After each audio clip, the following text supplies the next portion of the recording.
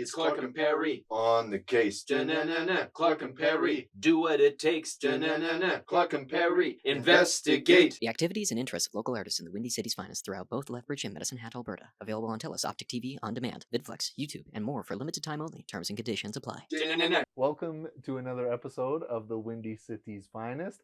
I'm Perry, he's Clark, and we are joined today by Victoria Nestorowicz. I said that right? You did it. Okay, awesome. Good. Great. Yeah, and I think we'll just dive right into the interview here. Let's do it. Just ask some questions, get to know Sounds you good. a little bit more. Yeah. And yeah, cool. So I think our first question for you is literally just, what are you most proud of about yourself? I think like in general, I'm most proud of like having a family and being a mom, and yeah, I think that's like where I take my pride is like is having a really wonderful son and husband and good little family dynamic. Kind of get your sense of purpose from that, or I think so. Like, I mean, I know it's a little bit cliche and not necessarily I don't know, obviously it's not for every woman, or but I think being a mom is a huge valid thing to be proud about, because Absolutely. It's not an easy job, and it's not an not. easy thing to have a child and raise a child, and yeah, I love it. I love every minute of it. So Awesome. Next question is on fairly similar, but it is what is your greatest accomplishment? And we could maybe do two things, like just in life generally, and maybe also just like as far as your work is concerned, or I think as far as like work is concerned, when I was professionally acting back in the day, back in my 20s, when I lived over in Ontario and did the Toronto thing, right. I think my biggest accomplishment was I was like a series regular on a show, and it was like the first audition I'd ever had for like film and television, and it was like a big deal, and I'd gotten myself the audition. I had an agent at the time who was wonderful, but I was like really tenacious, or I was just really like, I really wanted to get work, so I was like handing out letters and stuff to casting directors all the time when I first got out of school. And I got myself that audition, and originally I auditioned for like a little tiny bit part in an episode, and once they, I guess, seen me, they decided we wanted to come out for this series regular role. So that was a big accomplishment for me, and it paid the bills really well, and it was really a good fun thing to do. There was definitely a few of those parts that came along that I was like, this is awesome, in theater and in film and television and stuff like that. But that was probably the one that I maybe am like, not that I'm all that known for it, but like that was, if you say to somebody, oh, do you know this show, and they're in their like mid-20s, they'll probably be like, oh yeah, I watched that, or know. So yeah. That's awesome. What was the name of it? It was called Radio Free Roscoe. Radio Free Roscoe. Yeah. Cool. So it was like on, in Canada it was on Family Channel. In the States it was on Nickelodeon, and then it played BBC Kids. I guess in Canada as well, but BBC Kids, I think it was like through the UK and stuff. So it's been all over. It's not something that's like been released on any kind of a streaming service, because it was way prior to streaming services even really existing. Right. Aside from like, was it Napster or something like that, which was an illegal streaming service. Which I don't know, maybe that was just music. But anyways, So it was prior to any of that, and I think that like any contract we would have signed, I don't know that it would have had any kind of conditions about a streaming service at that point. So I've seen like people film. You can find some clips on YouTube which are like people filming their TV or something like that have put it on. So they're really horrible clips. But yeah, it was a fun show. It was kind of like they were doing Degrassi at the time as well in Toronto. So it was like you were either doing Degrassi, which was more of a and it was like the reboot of Degrassi, so it wasn't the like original Degrassi. But you were either kind of doing that, which was a more intense, like dramatic show, or you were doing Radio Free Roscoe at that age, and it was kind of more of a comedy, and we were in a girl band, and it was a little less serious. Like the issues were more about like, my boyfriend didn't call me, rather than like, you know, somebody's cutting themselves or something like that, right? Like Degrassi dealt with, which was lovely. But so yeah, you found yourself in that crew of people where it would be like nowadays, you know, it's like Drake and different people have come out of that sort of crew of actors. I was pretty much the oldest one at the time because it was all teenagers I was working alongside, and I was in my 20s at that point. But I think they hired me because I could memorize the dialogue. I came from theater. Right, absolutely, yeah. So they were like, oh, this girl can memorize a paragraph. Let's hire her. And she looks like she's, at the time I looked like I was like 16 years old. So maybe 15 even. They put me in the right wardrobe. So. Right on. Yeah. Cool, awesome. And then, just generally speaking, would it be like being a mom and I that think, responsibility?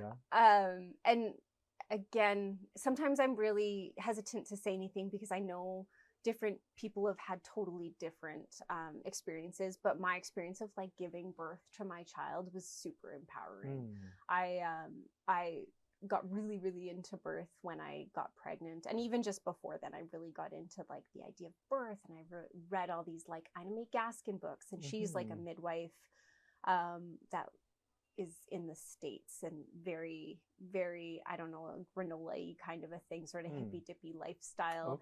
And very much about like the natural birth and stuff like that. So I really bought into that idea of things, and not to say it's any better than anybody else's experience by any means. I worked in birth for a long time as well after that. I got into doulas, and I volunteered at a birth center in India and worked in birth there, and it is an incredible world. I love it so much. And just like the birth of my child, he was born at home, like on our bed, and it was absolutely amazing. I'm so happy for you that you have that experience.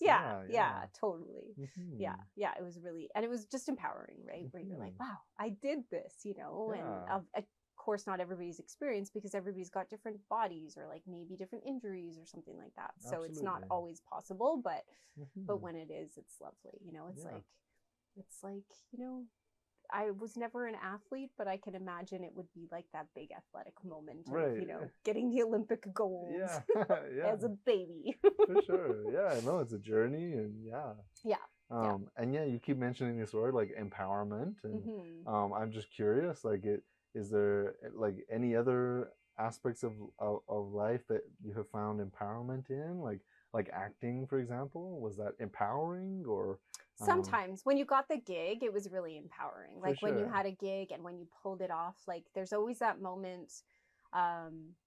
I went to theater school, so I went to Sheridan College, and it was a big musical theater school at the time. It still is. At the time, it was unfortunately only a 3-year diploma, and I will complain about this forever. Now it's a degree program, which is wonderful. I think that's kind of a better way to go, because then people have more options coming out of it. But I mean, everybody who goes into it, or at least at the time, we all were like, we're going to be professional actors. We don't need a degree. Like nobody's going to ask us for a degree. We're going to be on Broadway or whatever, right? So coming out of school, I had a lot of really big ups and downs in school personally, because I came from Alberta. I knew nobody out there. Like I was just like, I auditioned one year when I first graduated from high school here, and I was 17 years old. I was a bit of a young graduate, and I didn't make it in. So I ended up going up to school in, I went to Augustana University, which is in Camrose, Alberta. And it was wonderful. Sometimes I wonder why I didn't stay there. I probably should have, but regardless, the next year I auditioned for Sheridan again, and they accepted me. So I went there, and it's a big triple threat school, right? You got to sing, you got to act, you got to dance, and like the people who are prized are the ones who can do it all, or one that can like completely master one of them. And I was like pretty good at all of them. Like I could dance. I wasn't a dancer. My sister was the dancer in the family, but I could dance, and I had great rhythm, and I loved dancing. So I could dance. I could fake it really well too. And then singing, I could sing. Again, I wasn't like a powerhouse singer, but I could sing, and I liked to sing. And then acting was something that I really enjoyed, and I loved taking on different characters and stuff like that. So yes, doing that and getting those things was great. But then there were just those moments where, like, when I was at school, and I will say this, the artistic director stood me up in front of another person. This would never happen in this day and age, Right. but stood me up with another girl and told me that, like, I gained too much weight, which like, I was the size I was now. Like, I'm not a large person, you know, I'm a pretty regular sized female. And basically it said that, like, if I gained any more weight, that, like, I wouldn't get hired, and that my eyes were too small. And he just picked me apart and then said, like, this girl, her eyes are bigger, and, like, her head is bigger, so she's gonna get more roles. Like, even though she's not as good of a singer or as good an actor as you, she's gonna get more things than you. Like, he just did that. And to be honest, it was kind of true. So it was like she came out and got a lot more opportunities in the theater because she had more of, like, I guess, a theatrical body and your eyes and your head size. Wow, yeah. But anyways, so that for me really sent me into a bad downward spiral. Would, and that was my first year of school there. Yeah, so as it would, yeah. So yeah, it sent me into, like, a huge spiral and, you know, eating disorders and stuff like that, right? Which I was able to sort of pull myself out of. I went and got help, and like I said, I was alone there. I didn't have any family really or friends that were in the same city as me. So I did become friends with, obviously, people at school. You get a really good friendship, and there was some amazing people there. That's really what I cherish out of that school the most, was, like, the friends that I met. And there was a couple excellent teachers as well who just kind of, you know, would just be like, oh, he'll say that, because he was just sort of an old timey person. Like, we had to paint our nails and wear high heels and you know, and stuff that now I'm like, well, that's not me, right? It wasn't me. So my dog is now coming in. He's Zappa, saying right? hello. Zappa is his name. Yeah. Oh, good boy. Yeah, and he's gonna sit on the camera and He's helping Clark out. There we go. Yeah.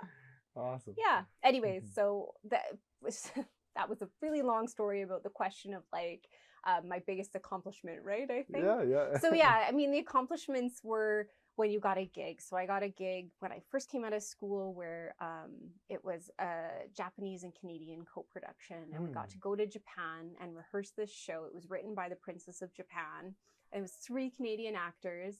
And we rehearsed in Japan, and then we came to Canada and we toured Canada with the show. It was like a children's show. Wow. So it was absolutely amazing, and that was definitely a high point. But again, you get hired in on those positions and you're like, oh my God, what am I in for? Like, I totally, like, I did really great in my audition, but I don't know that they actually saw me for me. Like, I did this song. It's like the imposter syndrome. Yeah, total like, imposter do I deserve syndrome, this? right? Yeah, like, yeah, oh God.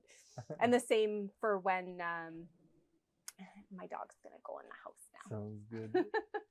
Oh, maybe he's not. It's like, no way. Yeah, the same for even when I got the TV show. I was like, oh my God, I've never done TV before, and I have to go and do this show. And I remember watching it on TV and being like, why would they hire me? You know, like, I'm this little theater girl who, you know, had these other, I thought I'd be doing theater. But anyways, so yes, all those things where at first you get it, you're like, woohoo, you're on top of the world. And then you're like, oh, imposter syndrome. I don't deserve this. I'm not good enough. But then you work yourself up to it. And then all of a sudden you're kind of a natural. And people are like, wow, you know, or whatever, right? So yeah, but I think the first scene I filmed of Radio Free Roscoe, there was all these extras there, and they were all like Toronto extras. They were all in their like late teens, early 20s, because it was a show about that age of kids. And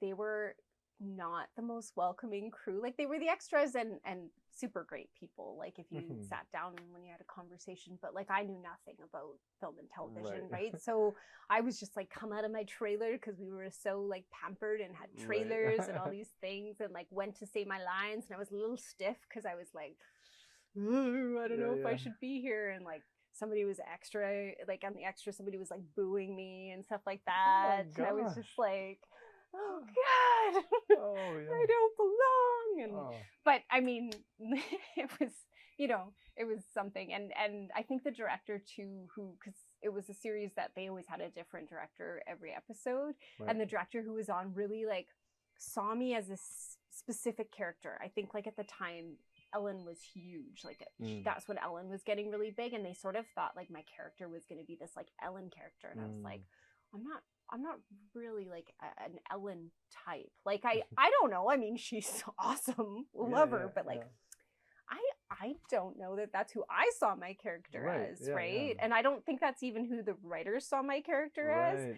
So and because there's a writing room as well, and like as lavish as it seemed to me, it was still like quite I mean, it's a TV show. It's sort of like thrown together on the fly, right? Like episodes are written and then they're put out a week later, and then you're filming them in a week, and you know, it's a fast process. There's not a lot of I'm sure there's a lot of thought put into it as far as the writers go, but it's fast, And there was even some stuff that I'm like, oh, that would not fly now. For sure, yeah. There was one episode where the writer wrote for me that I was supposed to have this like really like this talk that was like not what a white girl from Alberta would be saying, sort of a thing. And not that I was supposed to be that kind of a character, but like it was supposed to be that I was like I think what they wanted, like after the show, That's So Raven was on. So it's almost like they watched That's So Raven, and then they were like, "Oh, you should talk like Raven." And I was like, "Well, but I'm not." Right. And I don't think that I can come across that way, like, "Yo, girl, what's up?" Like kind of a thing. Like, I mean, I love salt and pepper and all that when I was growing up, but you know, I didn't want to be.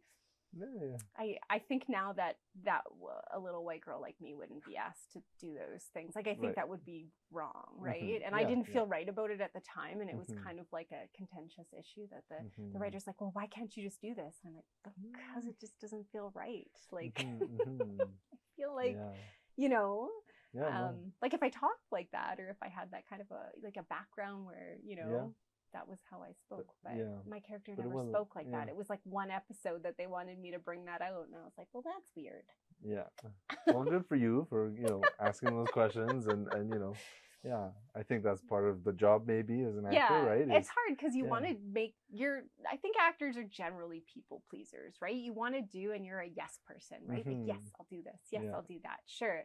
But then it gets to the point, and that was the thing even as an actor, like in my mid-20s, it got to the point where you're like auditioning for things that are, you know, like I think at that time too, American Pie had come out a while before that, but then there was all these like reruns of American Pie, and it was all like topless girl number 2, topless girl. So it's like, do I go to this audition? And you'd have to call your agent and be like, so in this scene, I'm supposed to be topless, but like, do I do that in the audition? And like, I really don't want to, and I don't want to audition for topless girl number 2, you know? And like, and some girls did go in and do it. They were comfortable doing it, and that's cool. But like, I wasn't, you know? And like, there was just a lot of those things where I was like, you know what? Like, I'm not comfortable. And it doesn't mean that like I'm against it or that I wouldn't have in the right situation. But on the other hand, I was just like, no, I don't care to be topless girl number 2, even if I'm getting paid $2,000 for it, you know? For sure, like, it's kind of like that dialogue with yourself of, you know, where are your boundaries and exactly. So, but it's hard. Like it even is really hard, I had an agent, and a commercial agent, who was like, at the time I went out for one commercial, and it was like a beer commercial, and I'm not a beer drinker. So I'm like, really? Like, do I want to go and promote beer because I'd done the kids show too, right? So I'm like, some people that are, you know, going to be starting drinking or probably have started drinking underage, they're going to see on the commercial that this girl that they watch on this TV show is like promoting beer, right? So I'm like, I don't really want to do that. And I had with the commercial agents at the casting agency I was with, I had a conversation with, and she was like not happy with me and kind of just stopped sending me to stuff, which was fine. I was like, you know what, I don't really want to do that stuff anyways, which is probably in the long run not smart, because I have friends who are still getting paid like for their commercials that they did like years ago, right? But I mean, you have to have like boundaries, and you have to have some, you know, like ethics when it comes to it, right? And then you can like look at yourself in the mirror. Maybe you don't have, you know, a vacation home or like a fancy house, but I can be like, okay, I know I did what I needed to do. Needed to do, yeah. Absolutely. Exactly. Right on. Yeah. No. Well, moving on to the next question. This is question number 3 now that I've spent 50 minutes going No, through. it's great. Okay. I love how open you are and sharing all of this. I really appreciate it. And I'm sure our viewers do too. It's awesome. Oh, thanks. But yeah, what do you need more of in your life? Oh, time. Time. Yes. Definitely time. I mean, Mhm. I would love to have time to like, you know, read books even, you know. I work as a librarian, and I'm going into a high school where I'll be working in the library, and if I only had time to like read all these books so that I can suggest them to people, or when they ask me about them, I've actually been able to read them. That would be nice. And also to like practice my instruments. That's something I would love, is like the time to practice my instruments and time to spend with my family, you know, Totally, where yeah. you're not working, and trying to just get that time to go camping or whatever. Yeah, so absolutely. Yeah. Right on. Time. Time. Well, thank you for giving us your time doing this. Yeah, I no really problem. appreciate it. And what do you need less of in your life? Less. What do I need less of?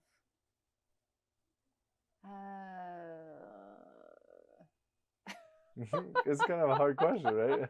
Especially back to back with what you need more of. Yeah, I think less maybe less urgency, I suppose, on the other side of time, like that urgency of like, you gotta get this done, you gotta do this, right? Because like, you know, when you're done that, or when you get what you want to get, you're just gonna want something more, and then you're just gonna like want more time, right? So yeah, I get into that like motion of like, oh, if I can just like get this housework done, or if I can just get this done, then I can sit down and do this or whatever, right? So I think it's like, yeah, that like urgency, and that's kind of idea of like, you have to be perfect, or like have that sort of, you know, that idea of like trying to impress. Less social media. Not that I'm a big social media person, and not that I'm against it either, because I've found some pretty cool stuff on it. But you know, I have like one social media platform, I suppose, and I don't really deal, like, I'm in a band, but I let my bandmates sort of do the other side of things when it comes to that. But yeah, I suppose that urgency, less of a like third eye telling me what's right and wrong and what I should be doing, I suppose. It reminds me of another word, like scarcity is like another thing. There's just Definitely. like not enough time, not enough of whatever it is. Totally.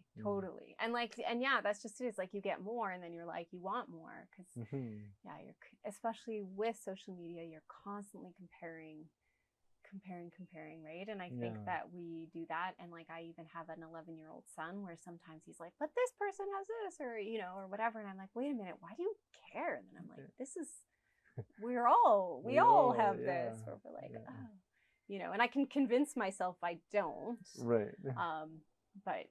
But yeah, often, I mean, I'm sitting there going, well, why did this happen, or why don't I have this, or you know. Right on. How do you cope when things get hard? I'd like to say that I like meditate and I do all these things, and like, I mean, sometimes I do, but it's pretty rare. Right. So I won't pretend that I do. When you have time. When I have time, when I like right now it's summer, and because I work with the school district, I don't work. So in the morning I can get up and like do my yoga and like do my meditation and stuff like that. And that it totally helps. So I mean, I'm not mocking it or anything like that. That kind of stuff is super helpful. Oh yeah. But yeah, I mean, it depends on what it is that I'm trying to cope with, right? And I used to have really unhealthy coping habits, right? Like where I would turn to, you know, things that were not good for me. Totally. Now I tend to sort of like try to think through things. Sometimes I will like doom scroll on my phone to like get whatever is out of my head, or like get into a book or something, which again is not necessarily a healthy coping habit. But if things are really intense, I do have like a therapist that I talk to who's wonderful and fantastic, and friends and family. Like I would say, you know, family are my huge, if something goes awry, there's a lot of ladies in our family. I've got a lot of cousins and aunts and stuff like that. And we have this like group texting thing. And like, if any of us have something bad or good that happens, it's like always we go to the group and like, hey. That's awesome. So yeah, I would say they're like, big supporters and help me cope with things. And, you know, obviously breathing and eating healthy and all those things are the best way to deal with things. But chips also help with coping. Yeah, absolutely. Sometimes. The crunch. Yeah, absolutely. Right on. Yeah, I mean, given that you just kind of mentioned like that kind of support system that you have, next question would be, who sticks out as being an early positive influence in your life? I would say, like, first of all, it would be my mom. Like, my mom was a super hardworking lady and just really independent. And I mean, I also have a fantastic dad, but I think that my mom, like, you know, she took us to all the things. Like my sister, like I said, she was a dancer and she danced like 5 days a week. Wow. Yeah. And I was in theater school and I danced a bit, and then I did like figure skating, and then I tried horseback riding, and you know, and I did all these things. And in Lethbridge there used to be a thing called Star Singers, which was like a kids musical theater group, and we did shows every year at the Yates and all that kind of stuff. So yeah, my mom was a huge part of like carting us around and advocating for us when things didn't seem like they were going right in school or in whatever we were doing, and that. And then there was some mentors like around town, I would say, when I was growing up. Like, I don't know if you know Sheena Lawson. She's a musician here in town. I did some theater with her when I was like a little kid, and she was a huge mentor for me. There was a lady that was my like musical theater teacher when I was in Star Singers, and her name is Janice Butler, and she was like just this lovely hearted woman who, like, we'd go into her class and she would, I don't know, she was fantastic. She was lovely. And now I believe she is a counselor. Like she was a musical theater person, but I lost track of her for years and years and years. And then one of my friends messaged me, I think it was just a year or two ago. And she's like, oh, you should check out this thing going on, some kind of like a healing circle going on at somewhere in, I believe it's Nanton or something. And like, this is what it is. And I looked at it and I was like, oh my gosh, that's Janice. She was my first musical theater singing teacher sort of a thing. So yeah, she was a mentor. And then I had a singing teacher as well named Elizabeth Young, who was a fantastic singer and a mentor to me as well. So yeah, those like ladies in my life were, and in the theater realm of Lethbridge, were very, you know, wonderful. And Fran Rude, who also, she still directs a lot of theater in town. When I was little, I did theater with her. I'm going to do a show with her in the fall again. Like I believe she's in her late 80s or something. And she loves musical theater. And I think she actually professionally was a social worker, I believe, in town. And I could be wrong about that. I don't know a lot about her life, but she was always very like, just like, you can do it, you're great, you know, just always really great. You still got it, sort of a thing, you know. So right on. Lovely. Awesome. Cool. Yeah, and so I understand you were born and raised in Lethbridge, is that right? Yes. Born and raised in this windy city. In this windy city, yeah. I mean, how do you feel about Lethbridge? Is it good things? If you would have asked me when I was 17, so when I left to go to college, it would have been like, this place is horrible. Like, you know, everybody who's that age, I think. It's just like it only provided that much opportunity. And I think when you're in that kind of a thing, the same goes, like my son right now is in like really kind of elite sports as an 11-year-old, which seems crazy. But then you only have so much room to move because the people who are in charge are like parents of other elite sports kids, or you know, so there's not a lot of, sometimes there's almost people there and like, and this is gonna not sound right, but almost to like keep you down because they want their child to shine or whatever, right? It's not like they're intentionally doing it, but there's just not a lot of space and room to grow when it comes to that. And I think it's changed now. But anyways, yeah, so I would have hated it then, but now, and raising a child here, especially at this age, I think once he's older, I will definitely be an advocate of like, yes, move away, go do things, you know, find yourself. Because I didn't really know who I was when I was, you know, under the age of 17 living here. I mean, I know what I liked, but I didn't like, you know, have much of a personality, I don't think. Maybe I did, but I think I gained a lot of my personality by going out and like living on the corner in Toronto and, you know, having to like busk sometimes to like pay bills. Yeah, for sure. Who are you most like in your family? I don't know. I get a lot. I think I look like one of my aunts, and I think like, because so my mom has 3 sisters, and she's the youngest of the 3, and I think I'm like a combination of all those ladies, I would say. I mean, I feel like all of us are somewhat or another, but yeah, like I have one aunt who was like, she was a complete tomboy. She like would never wear a dress. I don't even think on her wedding day, or maybe it was her wedding day, was the only day that she ever wore a dress. She was a super heavy smoker, and she was just like a really like just pants and t-shirt. She loved gardening. She would like do woodworking and stuff like that. She was like a hunter and a fisher and stuff like that. You know what I mean? She was a pretty big tomboy. And growing up, I really like, I think I'd spent a month with her when I was really, really young. Like I was like 3 months old or something, and I'd spent quite a bit of time with them because my parents had to go away, and I grew attached to her. So I think I brought on, it's like some of her traits I really took on. And then I have another aunt who was like a hairdresser and cares a lot about like her nails and her looks and her like everything. And she was like, she went off to Vancouver to do like hairdressing school, and you know, she just loved everything fabulous, and went, and she goes to New York and watches Broadway shows and stuff like that. So I take a little bit after her as well, you know. And then another aunt who like, again, she loves gardening, and she was kind of lived on an acreage and just kind of like homebody, loved the family dynamic and stuff like that. So yeah, I'm like somehow I'm somehow a mix of them all. Yeah, absolutely. No, and that makes total sense. Yeah, that's awesome. Let me just figure out where our next question is here.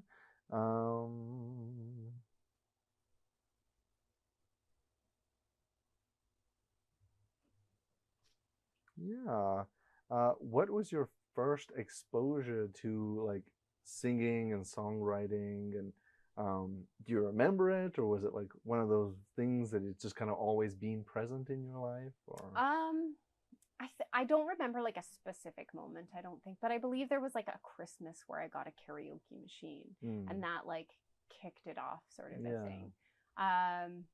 Yeah, I do remember, like, I really loved singing as a kid. And, like, back in that day, you didn't have, like, you know, the internet or something to, like, pull the lyrics up. And, like, rarely would people put lyrics on, like, the tape cassette. Sometimes you'd, like, open it up and be like, yay, the lyrics are on this cassette tape folded out thing. But often I would sit there, and I still actually have one of the karaoke machines I got when I was young. And I would just like put play, write down the lyrics, push pause, and I would spend like all night doing that. And then I would like sit there and sing it out. And my parents would come to my room at like midnight when I was 10 years old, and they'd be like, go to bed, because I was like singing songs, you know. So yeah, I think that was, I loved doing that. Like I absolutely adored it. But I wasn't much of a, I think especially at that age, I wasn't a big performer. Like my mom, we'd go places and she'd be like, go and sing. And I'd be like, no, I will not sing in front of people, you know. And it's really only been the last couple of years, I'd even say. Like, I mean, when I was in theater, I would do it because you were a character singing a song. And I've, you know, being a musician and trying to like schluff it in the music biz has never really been of huge interest to me. I do have some friends who are like incredibly musicians, and they're like in the industry, and some of them are doing well, and some of like the most talented ones just unfortunately, I don't know, they just didn't get it, or they, you know, are still sort of, or they love where they're at, and I'm not sure. But that, to me, that lifestyle to me doesn't necessarily appeal to me, but I just love playing music and singing. So I like to do it in the community, and I like, yesterday, I sing in a Latin band, and yesterday we had a gig at, like, there was like a Latin festival. Right. And like, singing out those songs, and mostly I do backups because I'm not a Spanish speaker, so I pretty much like total imposter syndrome, because I'm like, well, I don't. People come speak to me after, and I'm like, I'm sorry, I'm faking it. But I do love the music. It's so good. It's so incredible, and you got like all these kids in front of you dancing, and to me, that's like really like, oh, that's lovely. It's super fun. Awesome, cool. Great. And so you work like in the library and for the school district. So I'm just curious, like, what is your favorite book, if you have one? See, my son asked me this the other day, and I'm like, oh, I don't know. And like, that's another, for me, it's like, because there's like fiction and nonfiction, and I was a huge nonfiction reader. Like, I do like reading like either true life stories, like biographies and stuff like that, or like just kind of stories about things. Like right now I'm reading a book about like different things that have happened in medical history. That is, and the title of the book is on the tip of my tongue. The something surgeon. Anyways, sorry, maybe I shouldn't have brought it up because I can't remember it, but it'll come to me. That's okay. Anyways, yeah, it talks about like just all these different things that have happened in medical history, and like in the name of science, which like I like science. Science is great. Yeah. But some of it is like what people have done, sort of like that ethical boundary that they've crossed in order to do things. And like in some cases it's like, well, it's good because now we know, like, you know, different parts of the anatomy, or like what things would look like. But like some of the crazy things that like body snatching and stuff like that, when like maybe people who were poor had died and nobody cared about what happened to their body, like it was like snatched and taken and dissected to like figure out what is what, and like just crazy stuff like that, where you're just like, wow. Wow, it's stuff that we almost take for granted, really. Yeah, totally. Because you're like, what? And you're, some of it you're kind of like, oh, I'm glad. But I mean, especially a lot of stuff that happened during the slave trade, and a lot of medical and scientific stuff that happened during the slave trade. And even when it comes to like botany and stuff, some of the stuff that has, or stuff about animals, you know, a lot of stuff that, you know, people had learned during that, it was like on the backs of slaves that had actually done the work to get the answers, or had, you know, had dug up all these insects, or like put their life in danger to get this different kind of snake or animal, so that some, you know, white scientist could be like, I did this. Right. Yeah. You know. Wow. So yeah. Interesting. So it kind of depends. Is that what I'm hearing? It kind of depends. Oh yes, sorry. The whole question was about my favorite books, right? Yeah, it depends, right? Because like there are like I love nonfiction, but then there's fiction books too that I really like. That there was one by a Canadian author named Amy McKay. She's written a couple that I'm like, these are such good books. There's one called The Witches of New York, which is probably the most recent one I read, so that's why it comes to memory. And that's it's an excellent book. And that's one that I'm like, these books I read, I'm like, I want them to be movies. Right. I want to be in these movies one day, or like help make these movies, sort of a thing. And I think that there was one, she wrote one, like a birth story one, not her own birth story, but I think that's one of the first ones that got me really into like the subject of birth and stuff like that as well. So Amy McKay is a pretty excellent Canadian. She's an Easterner author and has a lot of really good books. Right on. Oh, thank you so much for sharing. I think that's all the time we have for our sit down interview. So yeah, thank you so much for sharing. And yeah, I cannot wait to dive into our next session with you, where we will jump into some singing and songwriting. Cool. And just kind of jam, it sounds like. So, sounds good. Awesome. Thank you for tuning in, everybody. I'm Perry. He's Clark, and this is Victoria Nestorowicz. You got it. Victoria Nestorowicz. Awesome. Bye. It's Clark and Perry on the case. Clark and Perry, do what it takes. Clark and Perry, investigate. The activities and interests of local artists in the Windy City's finest throughout both Lethbridge and Medicine Hat, Alberta. Available on TELUS, Optic TV, On Demand, VidFlex, YouTube, and more for limited time only. Terms and conditions apply.